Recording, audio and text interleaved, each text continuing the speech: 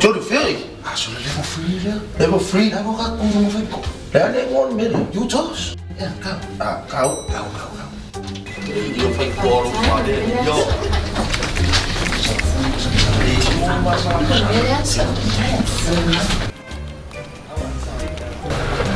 Hi, how can I help you? Don't let fear stop you from investing in your future gains. Open an account with UTOS.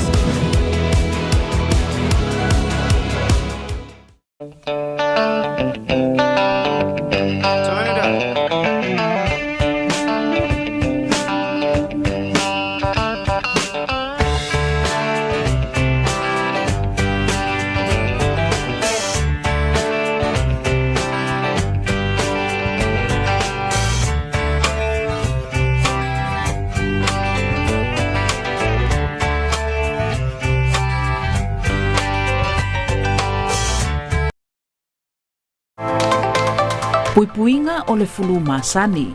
Pe a fai wa e a afia ia unga le fulu masani. E fautuaina le faatinoina o puipuinga nei. Pupuni lo fofonga pe a tale pe mafatua. Fufulu mama lima i temi uma. Fai lo tali fofonga i temi uma e puipuia mai ai isi tangata. Ia e nofo i le fale ma ia lava le malu lo. Tau mamao mai nofo anga tumutumu. E vavei le pipisi al fulu. Ta ofi le whanau mai le aonga pe a whai ualia e ni aonga le fulu. Tau mawhatatau, ma ia tele le vai e tau mafa. Inu ni fuala au mea tinga pe a fiva pe tinga le ulu. Mo le whanau, ia inu tala vai e peo na fautua ina e fo mai. Ta ofi le pepesi le fulu. Mo nisi whamtalanga, whaafso taile matanga luenga i le ono o po le valu se lau ono fafa o.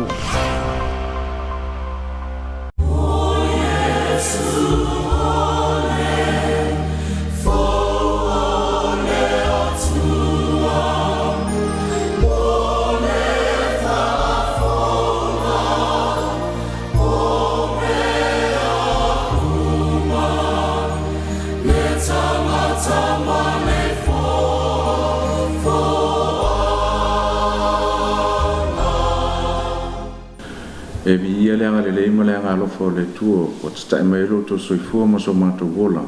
i le nei fo ia sa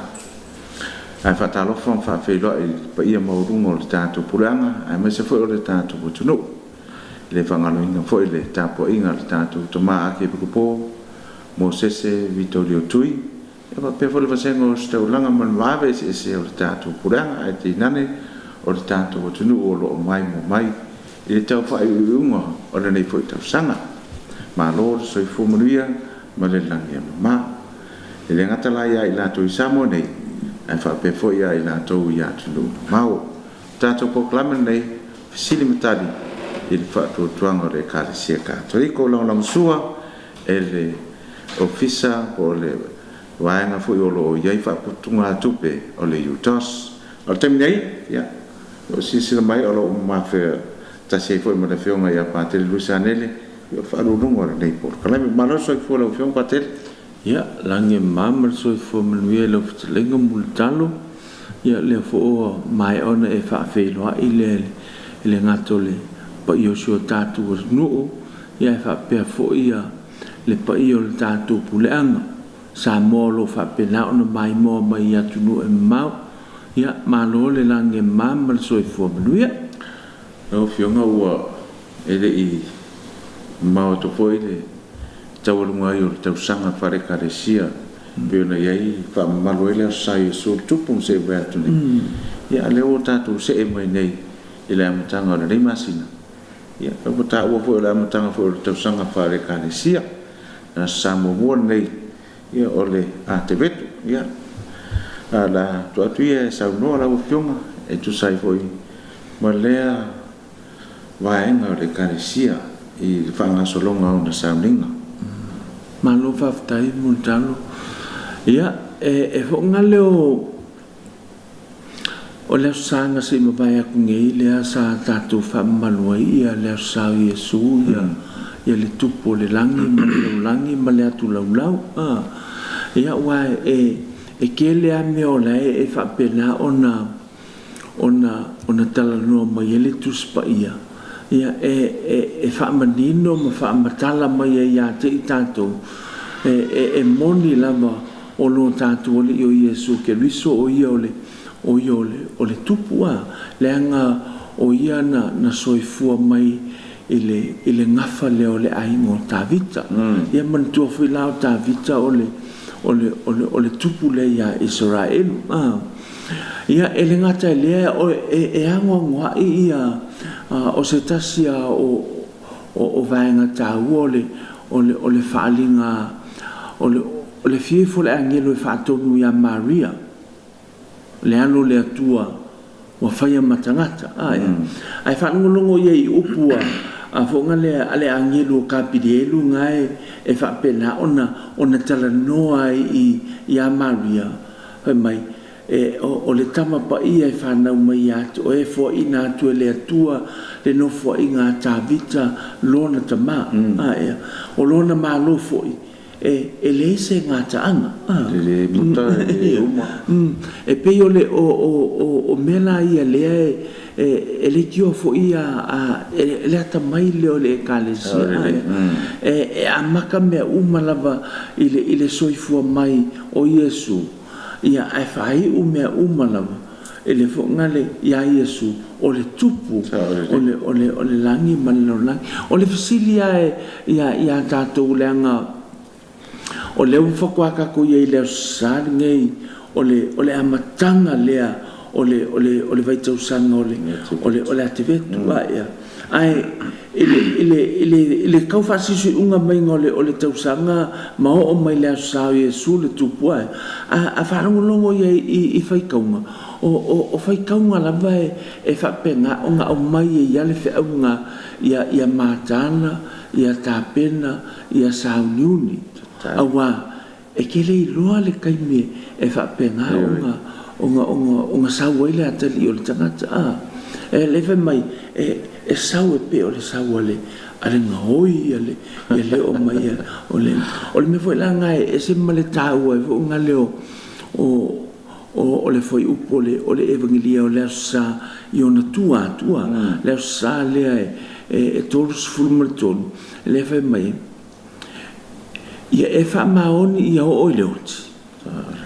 ona o amatula ia lea ia te oe le pale o le ola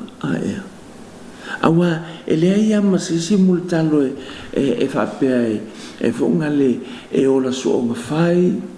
e whonga le o le ale kui ngā o le asa ola si o langa e le kapasai ola si o langa e whonga le si o langa leanga o ngā whapela ia lea o le amoe ia le pale o le mangmaro e le ai e whongale a whaia o mea leanga sa whapena ona e whaia e whapenga fo ia le unga a wa o mea muli ia ile kako wo o mai le whai unga o le tausanga mea muli ia e iei le oti e iei ma le whaamasinonga e iei le ola e whaamavau ma le mala i e whaamavau kusa o mea i e whaamuli amuli talo e le mawhai o ngā whaapea e whonga le e e le kakau ke le o lea fo ia le tōtelo tangata le angai mo so se tangata e o lava ia ka ua o lo ia ile ku nga mau o lo whapenga o ngā whakarikari mai ma o aso umana vole o langa o le tangata usa o le ua maka ngā lakalaka ia laula ile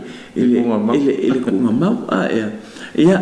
e whanau mai ia le tangata fo ia o ngā amaka fo ila ia leo langa ia savalinga ai lea ia se savalinga e whapea e la aloa mai e loa malitunga mau ma le ongo fuku ma le ongo fuku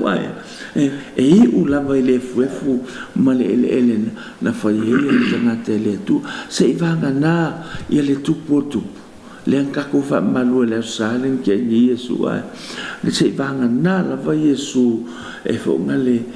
le tunga maulo fa pena ona vano ai ele ia maseska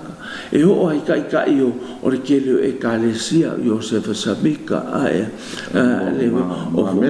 o Mohamed ai ele ia ma sesi ao o e kalesia nga fa pena o ko ku mai ai olai Nai mapungi ai le olai mau ai le male fuefu ai vanga nai le ku nga mau le e kasi le vai mai ele o I nei o I ai longo wing ola wa ba bola le ku nga mau longo winga multalo akako fo I ele e kuale ele mta o pe lusu le mole ole fonga le evangelia mata yo ia o longa fa ka usi unga fo I e kala ngua fa ka o koma ia Yesu he mai al matai marka ka sa fa langa la fuma mo langa la fuki he mai o nga ia mai la io nga mammo o ku ro mai ku ka maka mai oki o ku ro mai ku ka wanga vale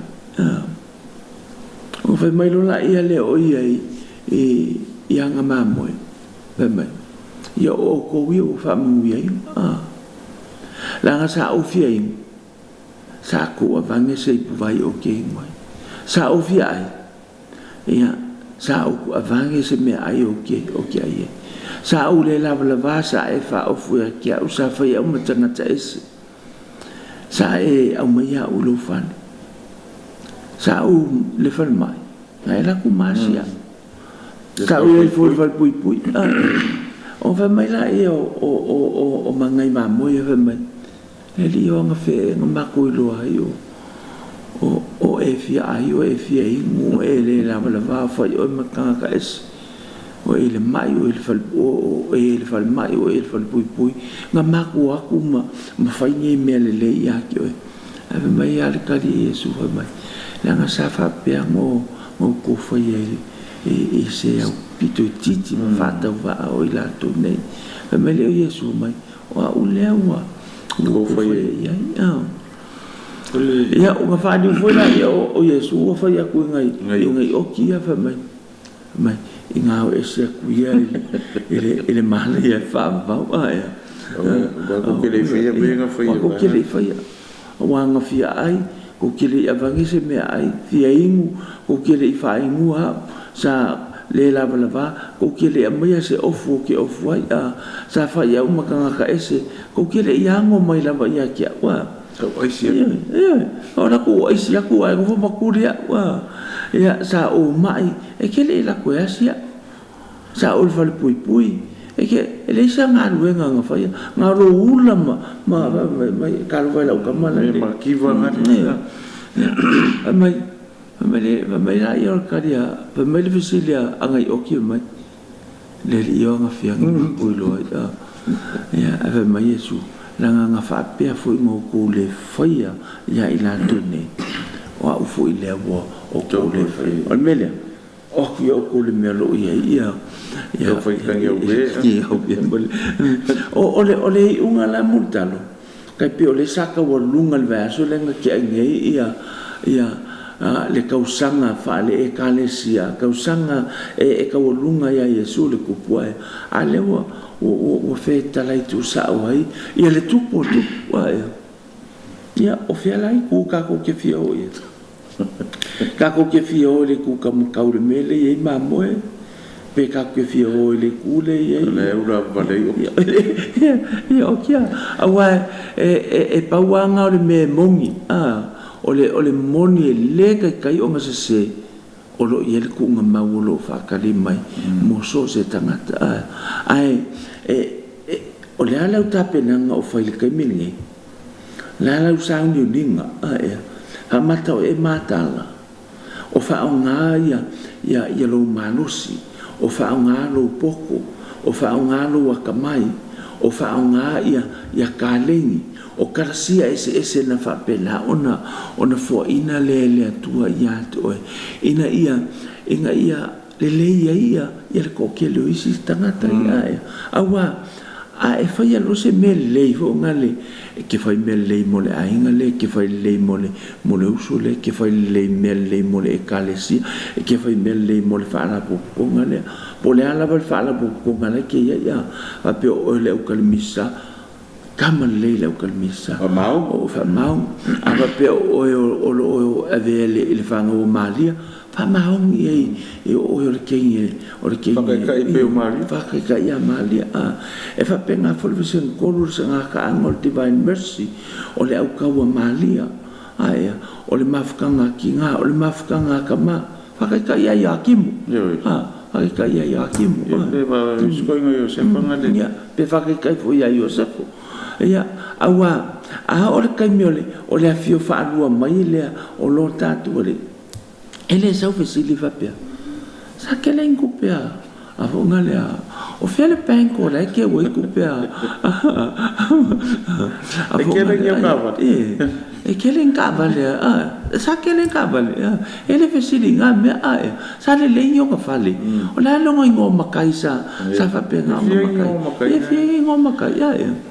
e pa wale ofisili nga vo ngale wa so if he was so kau ko fa ako so ele mo o ko ngol mai uso ele o mo o ko ngol kusi ngale ale makango de ngale ko sio pe ya la le vongal ya ka ko fa ke me ka ko ke fa a me se la vole o le vai taule nei le o tanto ya o le la bo ka ko o mai ngele ile vai taule nei o le atevetu multalo ya o leo ka ko fa ma vai a ku ile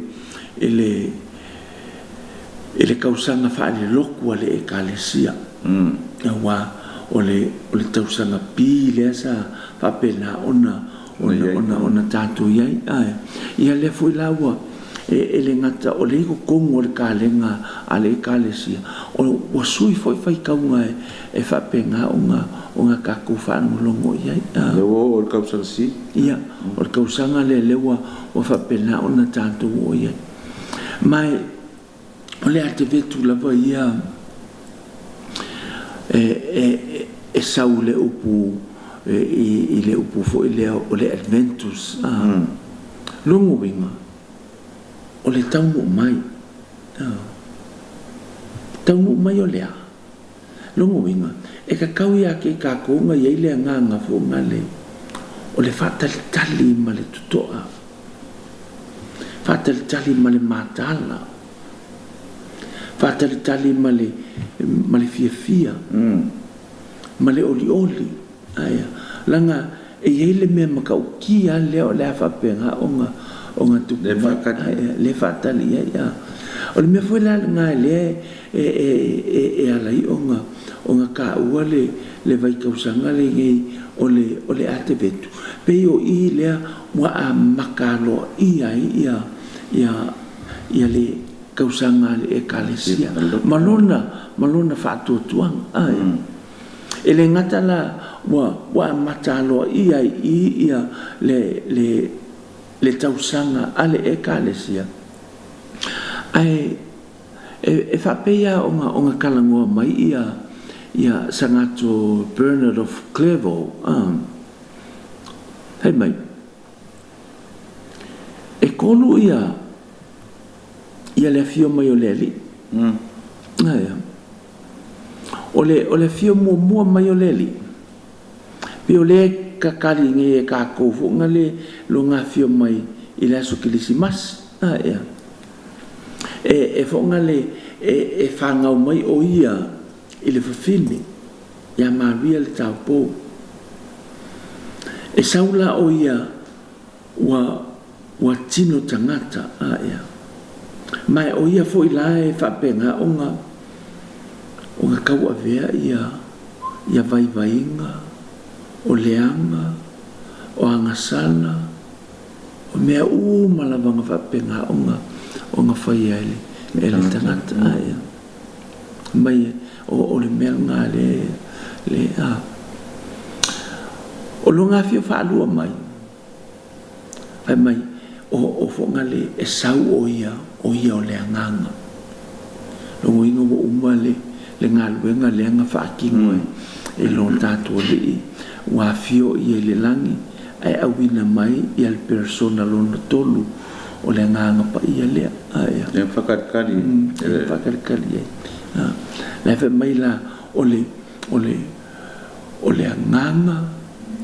ma le mana tele o le whapenga o ngā fio mai o ia aia o lo ngā fio whakolu mai o ngā fio mai lo la ia lea o ia i le mamalu o le mamalu lea o le kalangoa ngā a Bernard of Clairvaux ia ka koulava ia e pei o lea e whapenga o ngā kausisi ale e kālesi ale e le mele fo ngā le mai o lo ngā fio mua mai lea ma lo ngā fio whaalua mai o lo ngā fio whaalua mai la lea e whapenga o ngā e mau a whapea maua mai la kuolo o ola pea ia e fio mai lava ia ma whaakingoa ia le whaamsinonga mulmuli ai e longa fio longa lua mai lea e kapia le ka ua e Clairvaux mai e fio mai o ia i le anganga ma le mana mai o le olanga whaale aso le o le tangata ia awa o le eka ke kalangoa i le mai e iei pele kalasia o le atua whaatasi ma le tangata mai o le kalasia le na e whaapena ona sapsapaia le tangata i taimi e whaapena ona lui tau wina ia lona whaatutua o lai iei pele ia o le mana le fai mai ei o le e kai pe o le kalasia lea o le atu le fo e manga ia le tusi fo i lea aiopu ia le tala noa ngā le atua ma maliki apolo ia maliki apolo ku mai la lau kamala ngau o iopu le fai mai o iopu kanga kai e se mali whakua ma le lo fai ake ku mai la so kangola e fai ia ngai vai la ia o ke kau kingo ia o masalo e le umia ai whawhikira e ngā kele ilo ia ku ia le atua le avanoa e whapenga o ngā whaaleanga ia le ki apolo ia iopua ia le kako ke loa la vau o iopu fai mai o le whakaika inga lea o le kangaka e loko o sa fai mai e ki ngā lava o le whakoanga sko ingo o iopu fai mai o le anga o maua pe e o yanga la fumangu ua mamake e o langa whangau fai mai ua funga le ua fioki ma ua pa ule fale o iopu ala ku ma wale le o sa i mal fa ko yo le nga ya ma fa ile tua ya satan mai pule o e mala me fa ya yo o le kingo a ko yo po ke pule kasi ale me le o ye le pule e ke le o ko ko mo le nga o yo le ngol me le multa lo le sa fa pela ona tuina le tua ina ua mai ona ia faia le rua tangata na mana va ia le tua ia le mana hola le o laila ia e le tio foi la a fai mai o le fio fa alua mai le o le fio mai le ile nganga male mana o le ia te i tātou le nganga pa ia lea e whaapoto, e whaamanino, e whaamalamalama e whaasofia ai i tātou o le fo iei male mana leo le kalasia o le atua e leo ma pui ia te i tātou ka kau kia ilo ai le mea le lei ma le mea sao o le mea le kakau o ngawhai ma le mea se maleanga o le mea le kakau nga ku ma ele ai ma se si nga ke le ilo le ia le mea le multa salo wa o kanga ka u ma nga soifua mai e soifua mai lava o ia ke ia le lei ma le lea wa ngai loa ia e ke o lai folama lai ke loa e le anga le mola ngoi ia e le anga le pepelo o le anga sala ia anga sala le fasul kangaka anga sala le mulilua anga sala le makaiku ia e fo ngale e ka ele ma se va pe tse lunga ka ke ola nga o mai la ile e ke ola I fola wa e lo le leile ia le me e ka ka o nga e fa ia male me e ka ka o nga ku ai no mo ke e fa ia ole vonga ole mana la le fa mai ia Bernard of Clairvaux fa mai ole fio fa lu mai ole ole awina mai lea ole anganga male mana o longa fio fa lua mo mai lea e fio mai o ia ele kingo ilona tino tangata o liu tino tangata ia ole mela ngale le fa kali ia le ekalesia ele amatanga ole ele vai te usanga le ta ole ateve tua ia ele kio fu ila ia le upu lea o le adventus ia le famai o le arrival po le tau nu mai ia longo vinga o le atua le ua fa pena ona o nga fa kali ia le ekalesia o le fa kwa o mangia kwa ka ko fongo le la fulingo le fungo le safa le choko ma le sa wa ia sa le sa ia e maka ukia fo le fakaringa a sa mo ia fa kali mala valele fa il kula I fa alo ale malo e ki nganga kimu ale e ku ia ave kuai e si umu ia au maile e fa yonga makai ia ia po feme o inga makai ala wo fai ia o fa no longa mai anga fai samo fa no lo ave ia langa o le kupu o perkani a fel kupu le wa filma le fa kali ele ekalesia katoliko ia ma le au kerisiano le ka fa no I ko Kongo o Amerika e o lava I lo la fo le upulea Merry Christmas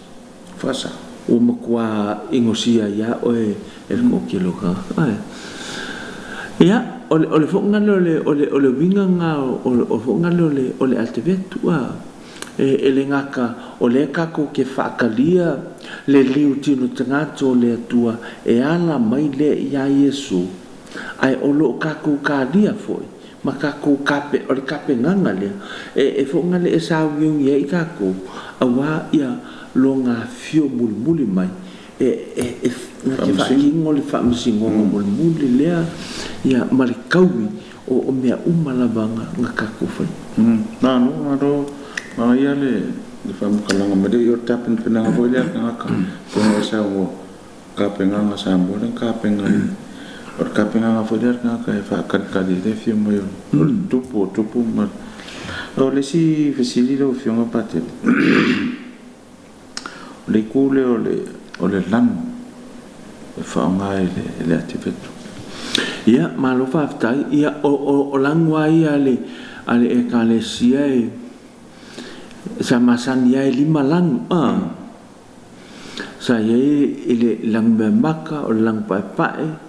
ia o lang mumu o lang violet sa iman lang luli sa ke le anga fa nga ia so I meio fa lawasinga maliu ole fa nga ku nga fo nga le o se wa fa penga o fa ilangi lang fo lau ele kilo le kalesia pe o le wa wa focus fo ngale ngai ka le maliu ai wa ngalo ai o Yesu la ko ku ole melanga wa fesu ya le kale se fa mai awolo ko fa nganga ya le langululi ai so aba ila le kamilinge ole fo ngale so se maliu am so se fa lo singa fa lang pai pai le wa fa nga o ko lo fa ko lang ko dia ka ke bai ya ole wa esel me wa nga ya le focus ale ekalesia wa le ko kilo ile kangaka le o ki male tu nga mau malong nai unga ya ala wo kilo ya Yesu ko ku o ia le nga ko ngio la inga le ya le tangata le ya e ka ko ke le iloa le kulanga le kangaka le o le ale me o ia po le le afi ifeli po lai pura katolio o lai kule ilang faasalanga ia po le manguio le o lai faavau ia ai o langunga o vonga le o lang pai pai ia e kai pe ia o aso yo o le aso ki nga pa ia e ke lenga faanga ia o vonga le o le maliu le o faanga ia ma aso fa malu vo ngalo le kele lava o me se aso ma die fa nga ye le lang pai pai ia e o foi la le aso kilisi masio lang pai pai la sale o le koiku o le lang pai pai me le langu o e pe o lang pai pai o le fa ilonga e ngale o loko mama loko mama ia male o le langu fo e fia ma oli il meu va penga unga kupu mai unga ka o mai le langu mumu ia pe o le langu le e masanya unga ka ku avele au maltile kai me fa penga unga sawai nga mapupu nga tia ia le ekalesia ia e ave o le langu le toto masaka ia langu le toto ia e wala fo nga kango le kalesia maku ye fo nga le mai ia lango o le mau fo nga le mai o le toto le male tile o le fatu le o le ekalesia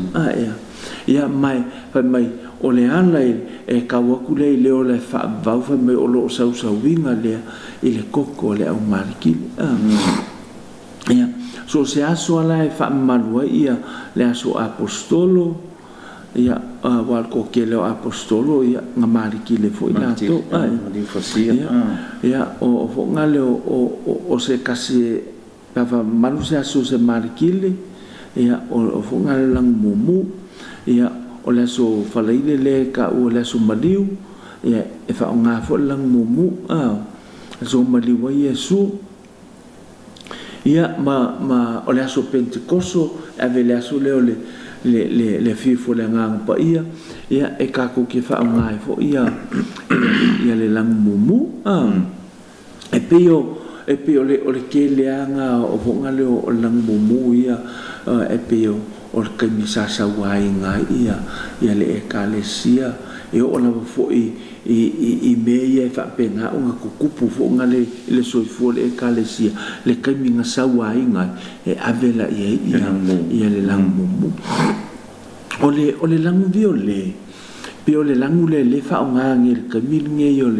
o le ativetu ai pe o le langu kongwa le fa unga le kamiole o le fa matelaina kami le lent o le fanga fun e pe o le langu le e ave le ekalesia o le langu le salamo e fo ngale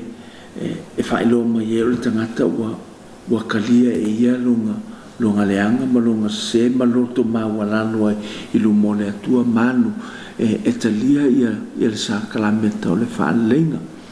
Pi o mela ia le taimi lo le whaanga furu. Ia e pe o le langua le o lang viole e ave ia o le kaimi kako ke manga ku ngaku ai i mea nga ho o ia ia lo tātou ali ia pua ngana o ia ile li ia ma le sauaina se ia o lava ina maliu ia o fonga le o me ia kako ke mafofo ia longo wing o le fa mangaku mai le lang viole me nga o ia le fa o e kau fo da ia kako o nga kako fa kai kai masala mo yo kako le nga wa e fonga le Yesu nga saula vo o ia o se tangata e le se nga sala nga o ia ke a fa mai wa amo e ia le sala a tangata le fa mai ia Paulo fa mai ele manatu o ia o lona winga tutusa male atu o se mea e tau fiofi mamau ia a o ia sa mai o ia e ia lava ua fai mona le winga o le polonga ina ua avea o ia matangata ma ua ana fo i ho o le maliu lava lea i le sa tau ia ka ku fa ngolongo fa le lungo sa kaulo ile kamile kau ile le i ho ngale wala o mai lo te mai fa mangalo ya te lato o wala to le lo le me wala to fa ia o se me winga esel nga o le o ngoful nga ka ma o mele nga ma o fa ye wa sasa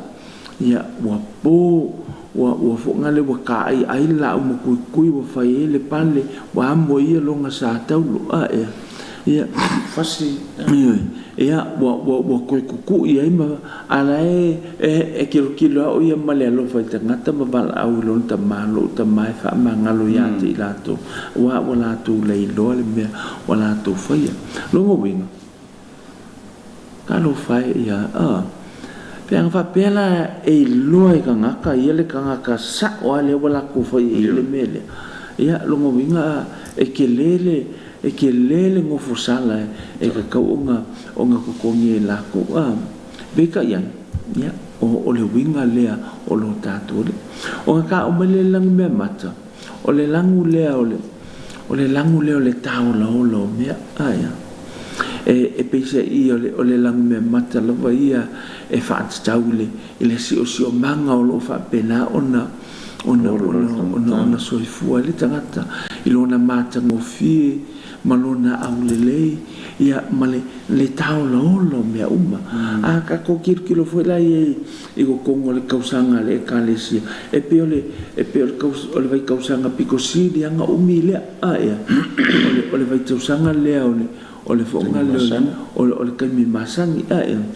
ia a ka ku fo ila ile soifua nga le tangata ia e pe o langu ia o le e fa manga ku mai ia ka ko ia lo ka ko fu yo lang ia o le kamiole o le fonga o le ativetu o le kaminga le kapinga penganga ma le sang yunginga ia awale le fanga mai le mesia o le kami fu le wa kapinga ma saunge ia le kamama ki nga fa mai fa ka mai se ka mai me fonga le ko le pepe fa ka mai ia le apa ka le pepe ia o ia fonga le e fa le nga pekingi o le pepe o ka penga nga fa ka kali ia o le ngo me umaya e fa pe o le kaminga le ate vetu fonga ia o ese foi foring o lala iyo ia o nga o le mela nga vo nga le nga ese ia le kamilo le ate vetu ma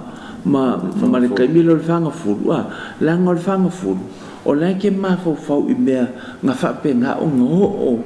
ia ilo tatu li faola kami sa popo nga ki ai kami nga ku la fo i ngai o ia e tangata kami sa fa pe na ona sa wai nai o ia e tangata taimi sa fa pena ona fa kuluse dai o le ka ke e ka ko ke fa o le mes ia e fa matelaina ia so wala utongia e te fa matelaina lo moinga o le vai kausanga le fa matelaina o le vai kausanga le o le fonga le ate vetu e mo ila vole tatu te fa ngai nai ia le lan viole le anga o le ka ko ke fa kali le ile fa na mai o le pepe ai e se ar ku inga e kusa o le whakarikari ma le fia ia e o le ke kalia mai o le o se mea winga ese le o le whapenga o ngā kupu mai ia o le alo le atua le o le whapena ona liu tūtangata o le atua sa le vaia e kanga a leo le whapenga o ngā vaia o ia lea e a fio mai e tōni ola a ngā sala a le tangata o le mea fwoi lara ngai e mo ia e whao ngai a le langu viole ai e kako ele nga whaangu mai pe o le whaangu furu sa o le ia e leo ia kako le nga le whaangu ngua e kai pi o le kako ke kālia ma le o le kako e whaakarikari ai le whaakarikari ma le fia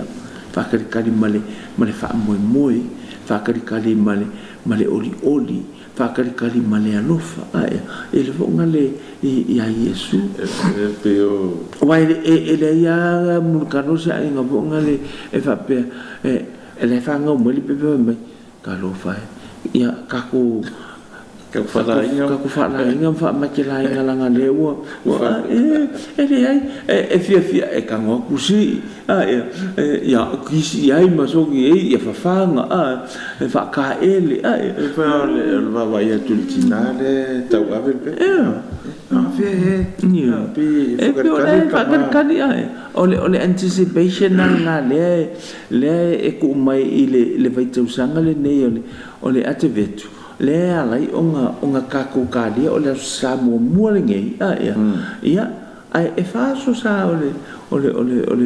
masaro le vaitausanga pu wale ngei ko kongo o le vongale o le savadi ngale e kalesia o le vaitausanga le nei o le ate vetu ia ma le vaitausanga fo le krisi masi awa e luaku wa le kaimini kaulo le papusonga o Iesu ia o ngā mai ai lo fo la ia le vaitausanga le o le ate vetu ma le vaitausanga le krisi masi ia ai maka i loa ia le kami masa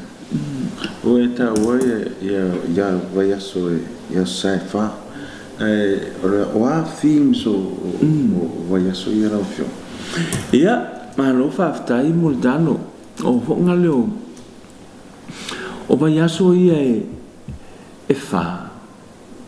e honga le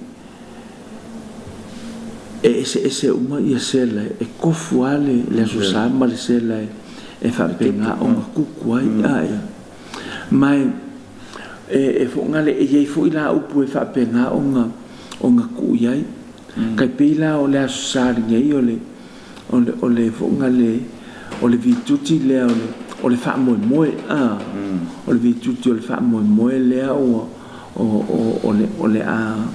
le whaamanu le asosari nei ia o le asosari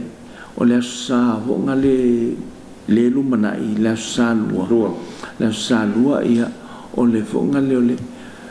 o le filemu po le peace o le asangi o le hope o le asa le filemu ia po le peace le asa longa lua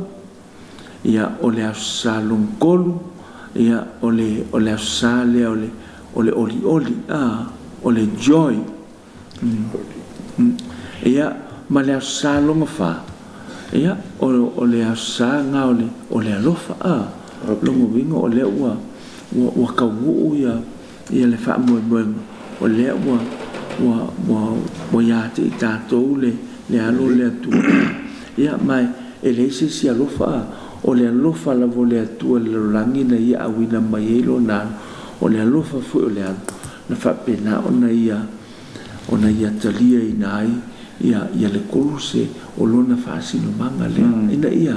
ina ia ola ia le tangata anga sala ama o whongale o le winga la ia o vai aso ia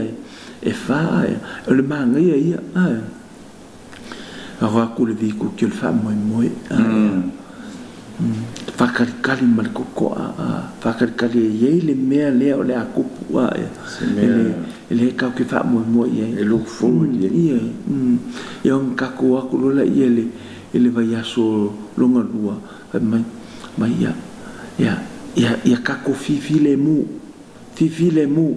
awa ka koe awa nge I karkanga kai yo ngauso akanga awa file mo Malaysia ya mowe e tangata umale file mo on ka kula ile aso ya okusa ole wa afa ile ya le salon kon e wo le ori le esele langole ole ofungale ole sela ya mare la e fo le la e ole ostaulanga e pe e lang pingi ki fungale ya le ele mu e pe ole langole ole tonto ya ai le langunga ka pe ole mele le langole rosa fo ngale ya o ngai e mai ele fia male oli fo ngale ole wa fai ko ya le familiang ya ole wa ka ko kula laka ka pe ole pu fo ngale le masani ya sambo fe mai ole wa ka ko ilungo le nganga ya le wa fa ka muava kulo ka ko sa e fa fe no ile ya va ila le manga ya o le safa ya ole alof ya ele ya si me e ke fa makala ya le maka o ki o le alof ya boka o ko me ole alof le malo fio pate onga ka ka mi wo ka o ai sau no nga vonga le ro fio nga pakere failo ai le taua mo le kapenga ngaka ngai vai ka o le te vetu tatu e se yo o le safa alo fa tai ole vai tau sanga i ole ate vetu multano ya ai mase fo le fa fonga mai ale elanga ole la ka ko pisi ya ka ko ke fa mai ka ko yo o paki ya fa ka ole fo ya ka ko ke o me a como o me nga ya ai woni avese ia ya lo tatu mafu fau maile tangata ele fasimo como ia ile aso ya o Yesu le pepe o le Christmas ya lo no vinga e ka kauma nga me ia o lo walule o le vala ulia o le paki ya ai o ngale o le fa ka wo si o fu mo le fa nau o me le me le ai failo e fu ngale ave le fa mo me ya lo winga o kwa misia ya o le fa manu yanga tu pito le fa pena ona talia le ele e kalesia male o krisiano male la langi ato o le fa nau mai o le pepe o le Christmas aro se non era o fiona ia mori fa maro fa ka o fiona pa te de vo va ma vai nga ye peona e te tala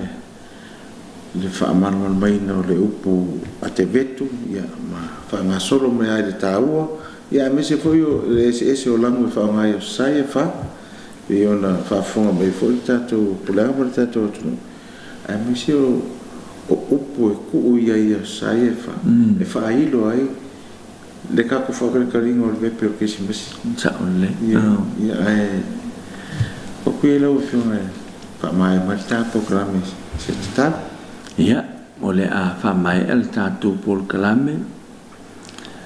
le tua ele tamanga le lei ma le anga lofa ia o e la vai te fa ma fa ina i mato tu yo matu loto lo file mu tu yo matu loto le fa moe tu yo matu loto ma fau le oli ma le fia ai mai se ia matu lo tino le alofo o le atua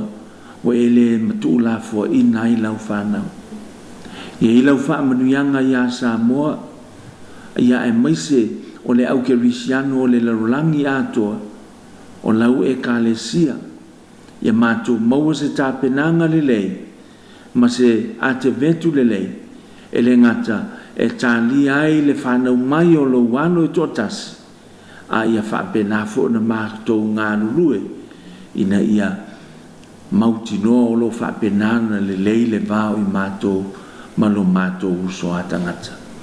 o le talo le ma leo lenga o no keriso lo tātou wali i amene i le suafo le tamale alu ma le anga pa ia amene o le tātou por kalamen la bon nei foi ya sabo bo le te betu ma nei masina atoa ia ai fa ftai ai le lang sua le utos ia por le fa tongo lo te winai foi ia tupe ma se denia le tulu e lato ma ia ma lang ina o le nei program mo fai ina winatu i lunga o ranga ale TV o kumana ia e fa aftai lo fiona patele mo vi foi nei sa tato to fai lo i stem for yo luma fa o tato program o temnei fa to fa soi foi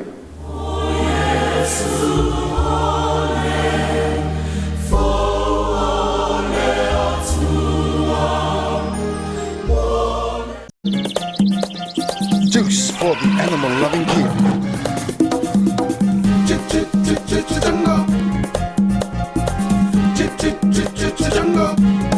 Jungle juice. Orange, apple, mango,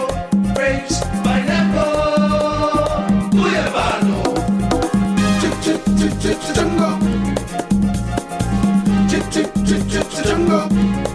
Jungle juice. Exclusively distributed by Chan Mao Company Limited.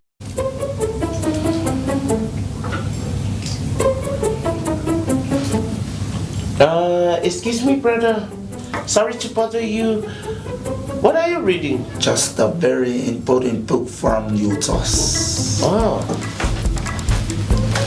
Lara ka wo le pusia. Se ole ka yala nga mo ka ko le au sui fa yu ngike le UTOS. Oi, you're right. Sorry. O e sila fio ma fai niuna sanga sau te ngatu pele utosi no le nusful lima unity.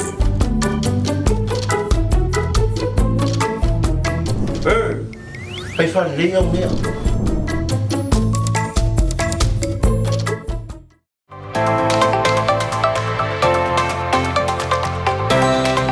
Fautuanga. Pe a whai e wha umi o na a fia le whulu māsani. E fautuaina le wha anofo e sea i lo whale ina ne ia a fia nisi tangata o le a inga ai mai se tamaiti. Ia wha awawina pele inuino fuala